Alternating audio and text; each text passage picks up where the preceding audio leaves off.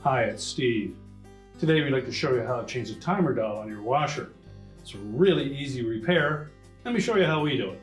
Now, to replace the timer dial, we first of all need to remove the timer knob. So if it's still intact, we'll just rotate it into the off position on the timer, and pull it out, and if you look behind it, you'll see there's a little horseshoe clip that holds that knob to the shaft. So rotate it until you see the open end of that clip.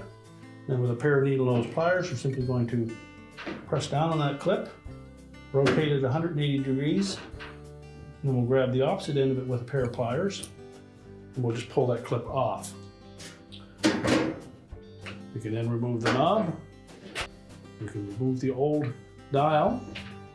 If it's pressed in too tight, you may need a thin putty knife just to get under the edge of that, but take caution not to scratch the surface of your console.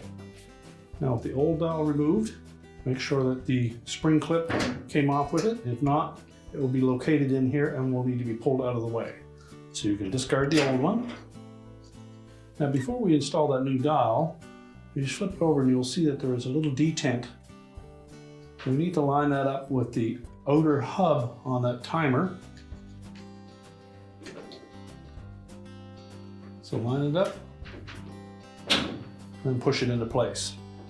Now, to install the timer knob, we'll take that horseshoe clip, we'll slide it part way onto that knob.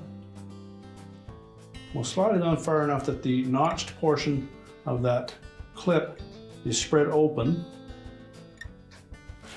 You can then slide the knob onto the timer shaft, not all the way in that we turn the timer off, but far enough that we can actually lock it into place. So just rotate it until we have the rounded end of that horseshoe clip facing us. Press it into place with a pair of pliers.